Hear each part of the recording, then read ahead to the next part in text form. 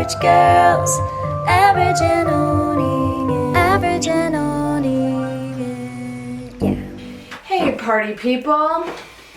We're back. We're back. We're back. I'm just confused as to why you lowered the way you did. I really thought the melody was gonna catch. I just kept with the monotone. Yeah, it wasn't. I looked nervous. Are you nervous? What are you scared of? Uh, Who are you scared of that's listening right now? Everybody. Oh, that's true. Me too. I don't want anyone to No. listen ever. Oh. Yeah, here we are. Maddie's in the weirdest mood right now, so she's either about to be really funny or super annoying. Probably the latter. No, I think it'll be funny. Okay. Okay. Alright, what's our hot take? Oh, well, how are you? I'm good. Oh, are you sure? Yeah. Okay. You just thought about it for a while, wanted to check in. Well, I just wanted to give you an honest answer. You Okay. know how people just do that, like, oh, I'm good. Yeah. how are you? Terrible. No, I'm just Really? kidding. I'm awesome. How's- Fantastic. What was your day like? My day was actually really good. I had a good couple of sessions. I picked up my Christmas presents for my girls, which was very fun. Ooh. Yeah, donors come in and bring them all gifts, so it's really sweet. And then, yeah, it was just Have good. you gotten your Secret Santa gift for our friend group? I have. Ooh. You won't even be able to believe what I got you. You have me? Mm-hmm. Why would you tell me that? I'm just kidding. You know who I have. I accidentally told you. Well, I didn't even accidentally tell Maddie because I it's forgot. sitting on my couch whenever she came over, and she was like, "Who?" Yeah, I was like, ooh, what's this? Luckily, it wasn't her. Otherwise, I really would have ruined the surprise on that one. I got the things for my Secret Santa, but you won't know who I have. I hope you have me this year. You've never had me. Well, maybe you might be lucky. Maybe you won't be. My day was good, thanks for asking. I did ask you. You did? I asked you first. Oh yeah, I took a second to think about This is it. exhausting. Okay. My day was good. I'm so happy for you. Thanks. Means a lot. What's a hot take, Maddie? Oh, my bad. The hot take. It would help if I could remember. Whisper it to me. Can we just start over? No, whisper it to me. I just can't believe you right now. I just am shocked that we just talked about it. I don't know. That sounded like a fart, 100%. I'm sorry, it wasn't. It was my chair. Oh. I like yes. whispering on here because you can almost hear it, but it's like real close, but you still can't make it out. Okay, so our hot take is, have you ever been in a fight, Haley Graham? Yes. Here, well, first of all, actually I forgot about this. I wasn't going to say this, but I was beaten up in the 7th grade. But What? I never told you this? No. No, I was beaten up in the 7th. I actually just talked about this with my high school friends. Define beaten up. I was attacked. Like, how many Just people? one girl. Okay. It just needs to be one. What, did she throw you against the locker or something? No, so, no. We were at a birthday party. I was outside. All girls. The whole bit. Very 7th grade of us. Her and I were friends. I was very confused. I was drinking a can of Sprite, and she's looking at me, and she was kind of like a hard ass. She's looking at me, and I was like, what are you looking at? And I was like, What you looking at? yeah, no, that's how she was looking at me. And so we were like laughing about something, and she's like giving me the evil eye. I'm drinking it, and then she like smacks the end of my can. Oh, And ouch. it cut my lip. Ouch. And I was like, ow, but I was like trying to laugh it off. And so I like went like this and put Sprite in her hair. And everybody, I swear to God, it felt like the record skipped and like everything stopped. And I was like, oh no. And I'm running backwards and she's chasing me down the hill. But I don't know why I didn't turn around. I don't know. I wanted to face her. I don't know. But I'm like running backwards, but I'm laughing thinking she's not actually going to hit me. Girlfriend grabbed me by my bun. Nice. And pulled me down. And so then I end up... Whose side are you on? I end up on all fours on the end of a hill. My friend Becca thinks that she's going to help me. And so she throws a can of Sprite at this girl. And I was like, Jess, stop! And like throws it at her. Mrs. Jess hits me. So now I've been hit with a can of Sprite in the head. And she picks up the can of Sprite that's open and she's dumping it on my head while she's pulling my bun of my hair. So it's just she a hot got mess. you good. I go to get up. I can't get up because there's Sprite in my eyes and my contacts have rolled into the back of my head. So now I'm blind and I'm crying. Beaten. And she's kicking me this whole time, like while this is happening. Oh, and wow. I'm literally just like, like spitting Sprite out. Like it's a whole hot mess. And there still was no reason for it. Interesting. And then we tried to play Red Rover and she kept trying to pull my arm out of my socket. Oh. But anyways, that wasn't even the fight that I was going to talk about because it wasn't really a fight, for the record. I'm trying to think if I have anything like that. No, nothing. I don't remember. That's true. You remember nothing. I wish I did though, because it would really help in moments like this. It would. Yeah, I would love to know how a fight I got in a lot of... Because you were scrappy. I got in a lot of like verbal fights with people middle school. Like Really? 5th and 6th grade were like my worst years. Like I was the most rebellious. I was the most mean. In 5th and 6th grade, you were rebellious? Yes. Oh my gosh, I cussed like a sailor in 5th and 6th grade. Oh, that's right. That was whenever you drank the peppermint schnapps. Yes, the only time I drank in high school, well... Wasn't even in high school, it was middle school. Oh, yeah. I literally, it was the worst experience ever. It scarred me for so long. But those were my worst years by far. But I don't think I had any weird instances like that. And if I do, friends from home, please remind me. She's like, oh yeah, I definitely beat you up. Someone's gonna remind you. I do have like I don't even remember the context, but my friend Darby Huber and I, she's actually my roommate one of the years at SCU, but we like basically grew up together. Mm-hmm. So we were like practically more like sisters than we were friends at some points. Like I lived at her house essentially. And I don't remember why or what the fight was for, but we were straight up like throwing punches, ripping hair, like you were out to fighting hurt each other in the backyard, like rolling around in the grass, like literally trying to hurt the other person. Who broke it up? Nobody. It just ended. I think one of us like got away from like a hold or something and ran, but I don't remember. I wish that you remembered what it was about because I'm hoping it was something stupid. It probably was about something stupid. We were kind of younger, but that was really the only like fist fight I got in besides this one with my sister, which I'll tell you about later. But like a year or two later, I hated like we would play board games and stuff. Mm-hmm. I hated when people would cheat. Mm-hmm. Like I don't know why it made me so mad. I would like flip the table, not the actual table, but like the board game. Whatever the board was. Yeah, I would like flip it up. I I would be like, "You're not playing the game right, and like this isn't fun. Like you're just skipping spots, and like you're not playing correctly. So I'm not gonna play with you. So I'm just gonna screw up the game." Okay, it bothered fair. me It's that bad. I think it partially was because I hated cheaters, but also I was so competitive that I just wanted to win fair and square or lose fair and square. Yeah. And one time Darby and I, we were putt-putting, and she kept scooping the ball, like not hitting it. She was scooping every single time, and at one point she knew it was pissing me off, and she just kept doing it just to make me mad. I swung a golf club at her. No, you did not. At full swing. Did you hit her? No, I didn't hit her. But I like, you could hear that, like, whoosh sound so... You were, like, out to, like, hurt her. Yes. It was probably one of the most angry times I've ever been in my life.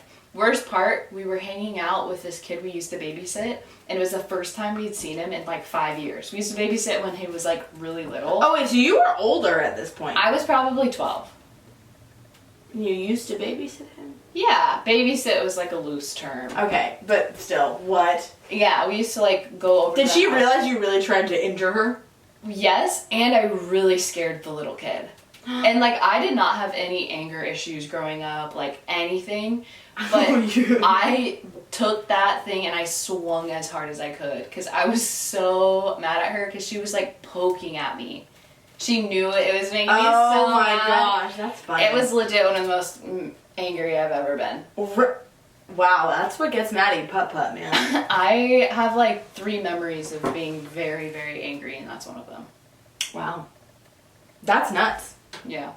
That's an interesting one. I think the worst one I ever got into was one with my sister. Well, I shouldn't say worst one, like I've been into all these fights. But it was just, One time, me and my sister got into a fight the night before I left for college. Oof. In Florida. We were at a hotel that night, and it was like supposed to be our last night. My whole family got into this huge fight. It was like the most dysfunctional thing in the whole world.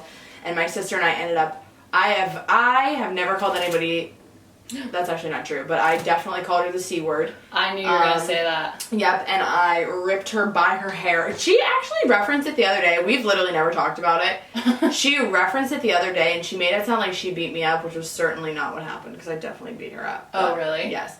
No, I wanted to hurt her. Like, I wanted her to be physically restrained. I was so pissed. And my mom had to rip us apart, and then me and my mom went and got a separate hotel room so that me and my mom could stay together. And she was on your side? Yeah.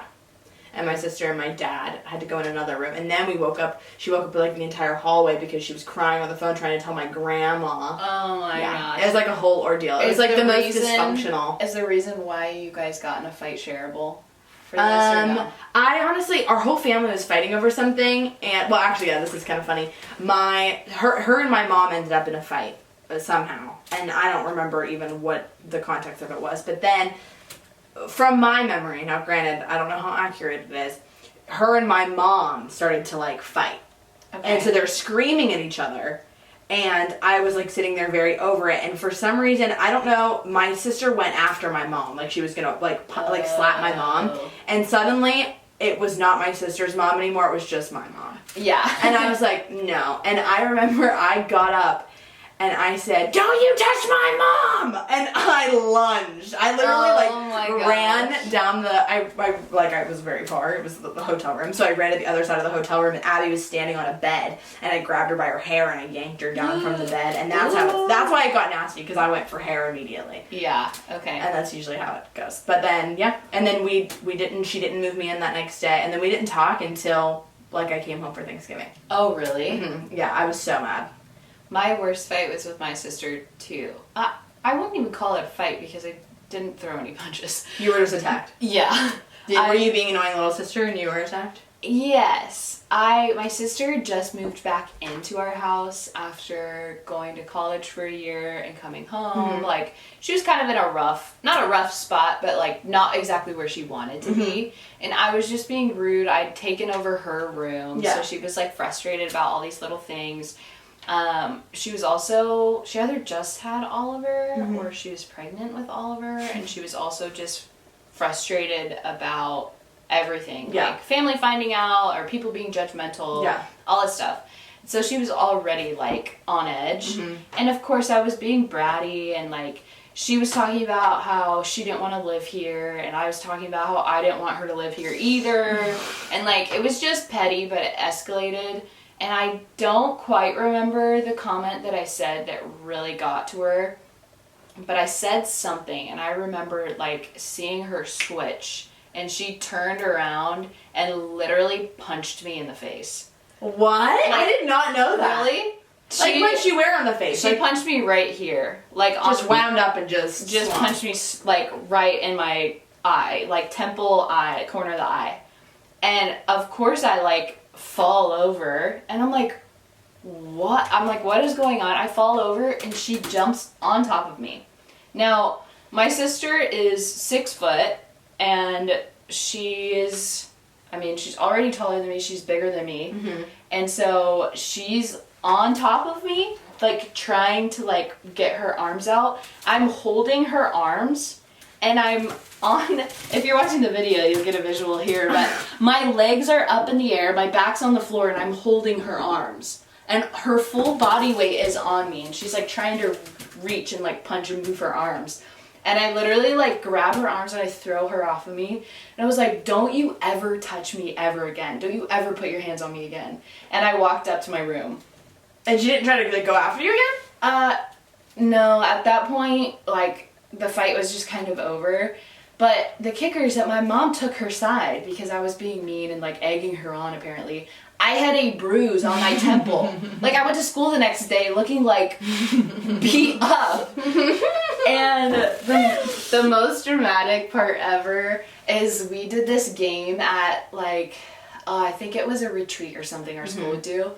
And I was like being so dramatic about it, especially because my mom didn't take my side. And one of the questions was like, come up to the line if like this pertains to you. And the question was, come up to the line if you don't feel safe at home. Shut the hell up. I went up to the line. No, you did not. I swear to you. And you have your bruise. You're like, oh, it's just... But mind you, my sister swung at me a few weeks prior to that, and I like ducked down, and she punched a hole straight through the wall. So this was like an ongoing theme.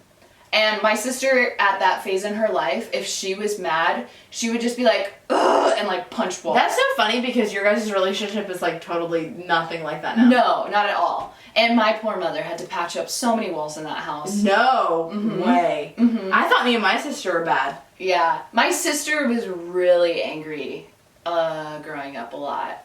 Dang. We have very different temperaments. Yeah. And like, I also just never really would fight her back because it was just a loss for me. Abby and I we were angry, but we were never punch hole in walls angry. Mm-hmm. But I'm trying, what's actually funny though is your sister and my sister are both Enneagram 9s. I think my sister probably has... But the Enneagram 9, the whole thing is the angriest. They're cool until they aren't. Yeah, they're like repressed anger. Yes. Well, I think my sister, when she gets like flippable angry, is angrier than me. But on a regular basis, she's probably more even-tempered. It takes a lot for me to get angry. Mm-hmm. I'll get like a little snippy or a little sassy, Yeah. but I genuinely don't remember the last time I was angry. Wow. It's the last emotion that I feel. Interesting. I'll usually go to sad. Yeah, you go to sad way easier. Mm-hmm. Interesting. Okay, well, tell us if you've ever been on any fun fights, you know? Yeah. And tell us if you won. It's the most important If thing. you don't feel safe going home. Oh my god. I can't believe I did that. That is so funny. Does your sister know you did that? No. You gotta tell her. Well, maybe you are telling her right now. I Depending don't know if if she she listens. listens to this. I feel like she does. Hasn't she mentioned it to you before? Probably. I don't know. You wouldn't remember. Okay, so this one is gonna be trigger warning. Pretty gross one. I'm not gonna lie to you. Gory. So, be prepared for this one. The reason I found this one was because I am of course on crime TikTok. Yes. And somebody said, there was some girl that said like, I think she had a podcast or something, and she was like, I literally know everything about every case. I'm not phased anymore, except this one really messed me up. Ooh. So this one is a really interesting one. Thanks, and TikTok. it's not like a lot of the other ones that we've done. So this one you probably never heard of. I had never heard of it. Okay. But, okay, so, setting the scene. So there's a cab driver in Paris, and he's come to pick up Issei Sagawa Okay. outside of his campus home in Paris. He is a small, weak-looking, awkward Asian man who speaks very broken French. Mm-hmm. He comes down and he has 2 stuffed travel bags, and he hands them over to the cab driver. And the cab driver takes the hint, grabs the suitcases from him, and he says the suitcases are super heavy. And he says, my gosh, do you have a corpse in here? And Issei laughs, and he tells him that he just stuffed his bags with textbooks because he's in college, and so puts it in the back of the car, all is well in the world. But, of course, these aren't textbooks, as you can imagine. In fact, Issei Sagawa does have half a corpse in those bags. Half a corpse. Oh. Which will come into play. Scary.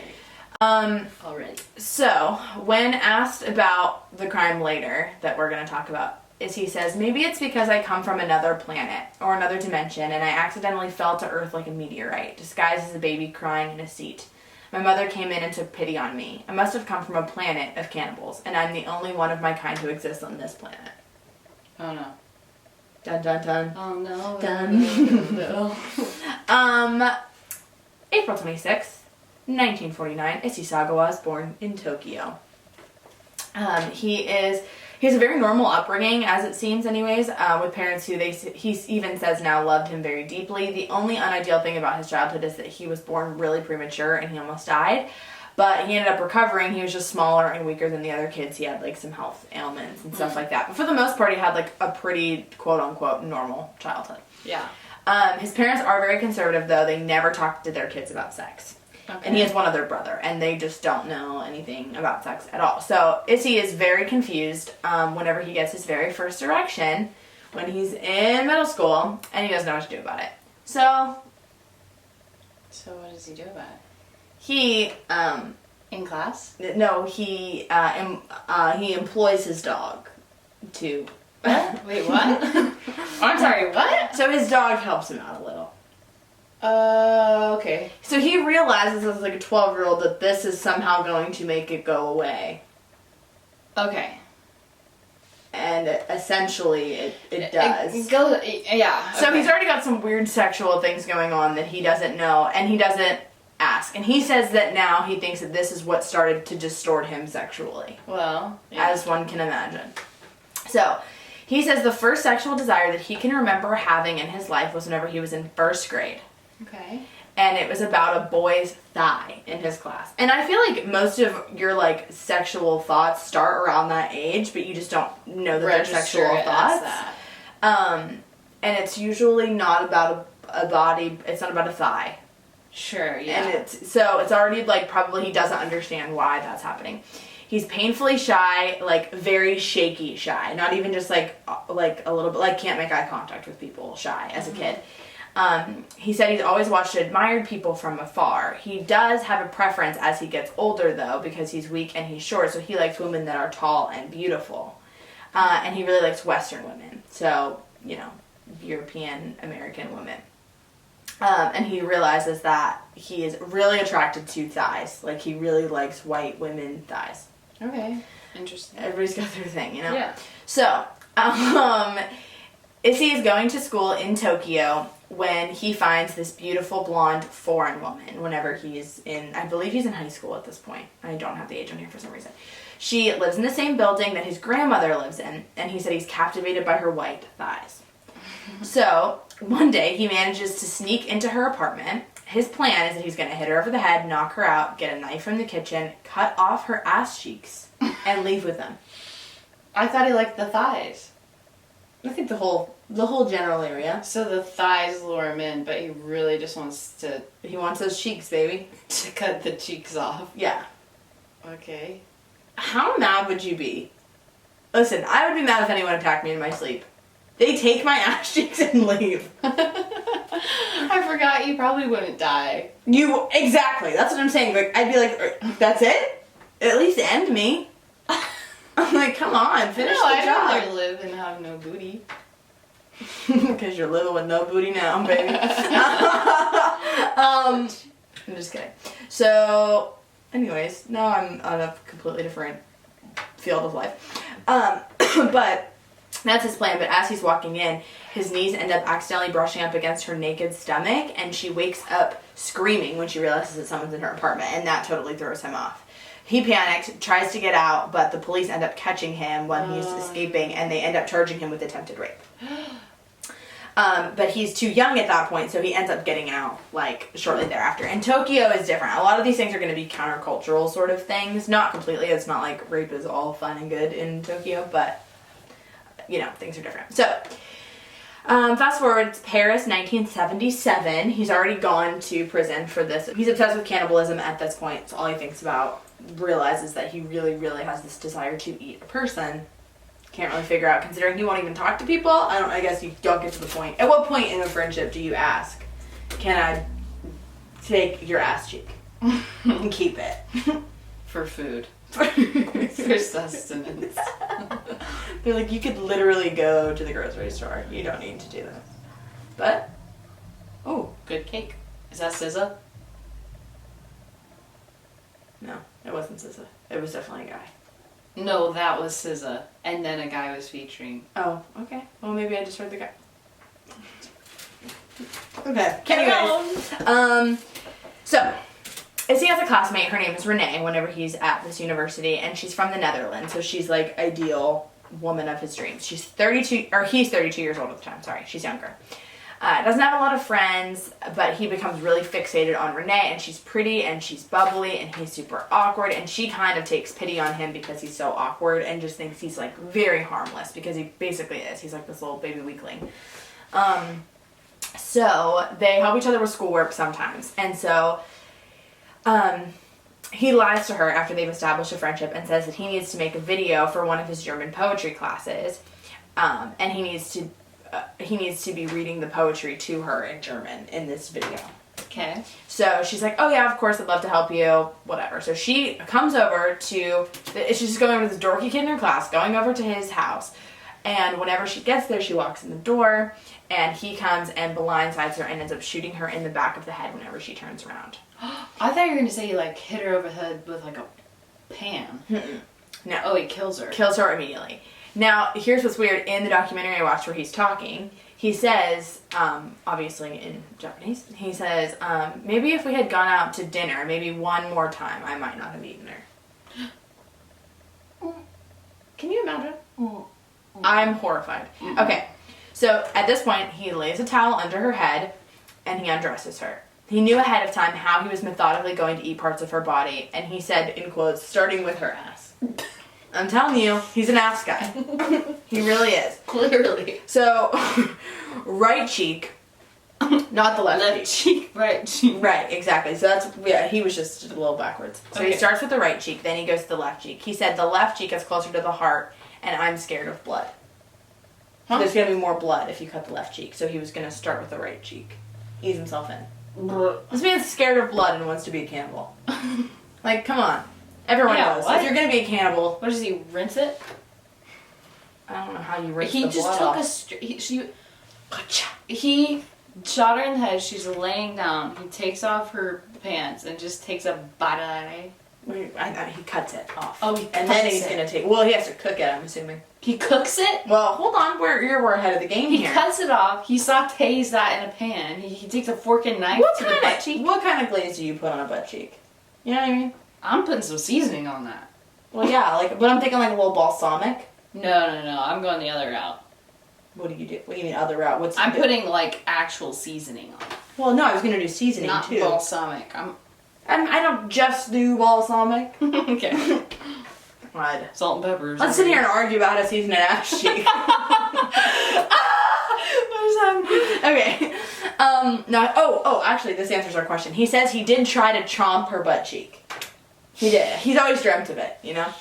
And then he tried to cut it with a fruit knife, but it doesn't work. Which, come on. How good it. And a peach, baby. So he goes out to the store and he gets what I wrote here as the fucking Grim Reaper knife. It literally looks like in like cartoons if they had like the death It's like person. Yeah, it's like a hacksaw looking thing. I don't know what a hacksaw is, but I assume that's what it is. So he said then he chopped up the lower half of her so he could get the good parts in the fridge, like the thighs. Okay. So, you know, the good parts.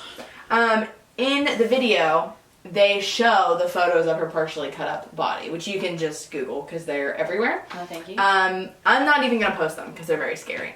So, at some point during all of this, they don't know when he rapes her during all of this. Like, before or after he cuts her up, we're not entirely sure. Yeah. Oh. Don't know which one's worse. Somehow they're both terrible.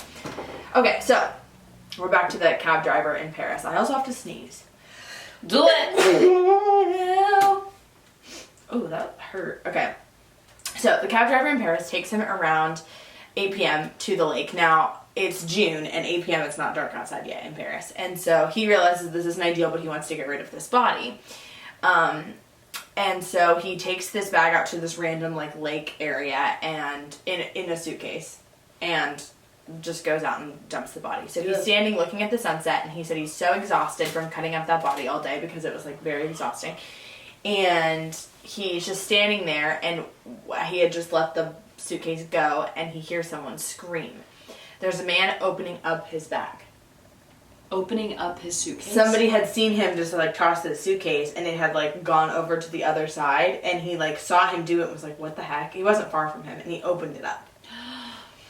They find that there's a bloody sheet, so people start screaming all around, and they're pointing at him like, that guy just dropped that off, that guy just did it. And he said he was so exhausted he just looked at them and walked away. What? Yeah. And no one chased him down, he just like kept walking. So 4 days later they end up being able to track him down. People saw him, and he is arrested. He says that he felt relief because he could finally communicate with people and tell them about what he was feeling because he couldn't tell people about that before. He's immediately studied and tested in France. But there's a lot of public outrage because he's being kept in the prisons on their dime, and so then he's deported back to Japan for his trial. they say that if they're able to determine that he isn't actually criminally insane, that he could have a personality disorder. They don't know exactly what. They never, at this point, they hadn't tried anything like that. So, now, here's where it gets confusing, and they really didn't explain it in the documentary, and I don't know, that legal jargon isn't my favorite.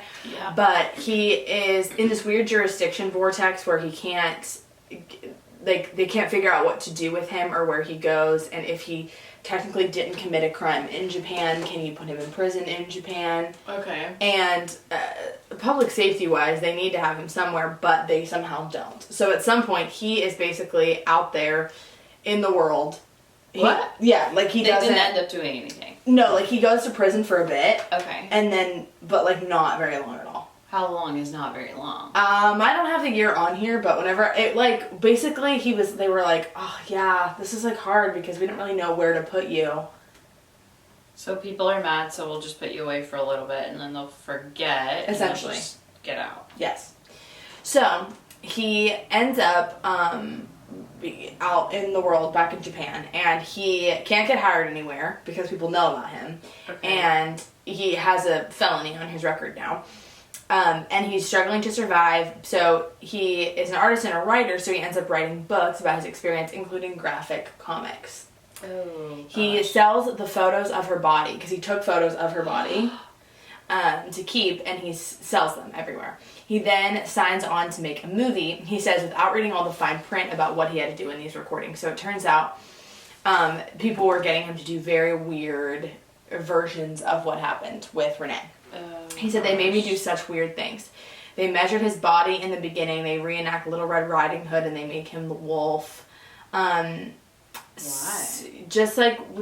People are like fascinated by him, and they're he needs money, so he's like going to do these weird things, and it gets them fame because he's like fame. People know him as this crazy man. Yeah. He ends up stealing money from his parents to go spend on women, selling stuff of his brothers. He went out with Western women for a while, but none of them want to have sex with him. They use him for his money. And then a few of the women that he's hanging out with find out about him, and they don't want to hang out anymore for, obvious reasons. Yeah. He's exclusively, at this point in his life, into Asian women. He's alive today. Yep. He has posters all over his room, and he talks about what parts of their bodies that he still to this day wants to eat. What? And he says, and in the video recording, he says, I'm such a pervert. Like, it's so disturbing. And that being said, he ends up getting roped in the late 90s to do a porn with a female actress, also from Japan. Now, she's told that she's going to be having sex with the writer. That's all she knows. Oh, that's So they awful. interview each of them separately to talk about it. So they talk about it with him separately first. And then after that, he has sex with her before he tells her that he's a cannibal. And then they film her reaction. Oh. Which was terrible. And then he shows her the books that he wrote about the whole experience. And he says, I want to drink your urine and taste your saliva, is what he told her. Drink your urine? She's sitting there like... After she just did all this stuff with him. Mm-hmm. So then afterwards they have her in the car asking her about her experience, and she starts crying. Yeah. Because like that... like what? That's so messed up. So messed up. So now Issei Sagawa is living in Japan still to this day. Wow. How old is he? He's currently 70 years old. At the time of whenever this was recorded, he was 70 years old. So I think at max he's like 72. Wow. He gets weirdly remorseful about not feeling remorse. Like the fact that he doesn't feel bad makes him feel bad. Okay. He says that his brain freezes when he starts to think about what happened, and he just can't go there, and his brain just won't go there. Like he's just blocking it out. He knows that it happened, but he can't bring himself to go to an emotional place about it. Okay. He said that his parents died, so he has no one else that he can call or write to or visit him. He basically is completely by himself. He doesn't have any friends. He doesn't have anybody. And he said, and I quote, when I feel an urge, I suppress it by masturbating. So he still has these urges. Like, this is still something he wants to do, but he suppresses it. Eat people? But now he's older, he said he's impotent, which makes him worried about his urges. So... What is impotent? impotent, like he can't get up. Okay. Yep. Sorry for asking that question. So basically, he said that makes him worried because, like, what if he needs to do crazier things to be able to, like, get off? Satisfied. And then, but now here's what's weirder. This is how I'm gonna end this lovely episode. He's currently 70 years old. He said recently, more than the urge of eating someone, I have the urge to be killed. He has his greatest fantasy is of a beautiful woman killing him violently and brutally. Really? Yeah. Who else has ever said that? No one, I'm not sure. But yeah, so that's Issei Sagawa, the cannibal. Wow. Yeah, and he's just roaming around the earth. And you can, if you want to, not that you should, I'm not condoning it, but the videos were in the document, or the pictures were in the documentary, so I did see them, not by choice. Very terrifying, very graphic. Gross. I don't like any part of that. I mean, I wasn't like, here's the thing, whenever I brought you this case, I wasn't saying Maddie's gonna love. Yeah, but at the end, you usually ask me, like, well, how do you feel about it? So I was just telling you, I don't that like you feel it. terrible. Any part of that. So yeah, that one's pretty gross, pretty nasty. Joey wants us to talk about Jeffrey Dahmer at some point coming up, because he's another cannibal, which could be good, so. Oh, I forgot about Jeffrey Dahmer. You did? I watched the movie. Oh, the fictionalized one, the My Friend Jeffrey or whatever? Yeah. Yeah, that's good. My Friend Dahmer. Yeah. That was very good, actually. Very haunting. Yes. Yes, it Such was. is life. Yeah, so everybody, hey, if you have any urge to, cut off anybody's thighs or butt cheeks and eat them, go to therapy or something. Or something. I don't know. Not to my office, but someone else's preferably.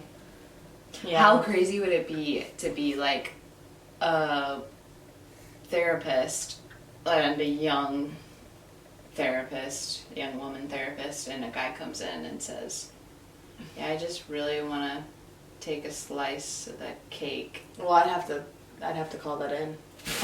Yes, but still, even having anyone. But if say if he's getting treatment in an institutional facility, then you have to talk with him about it.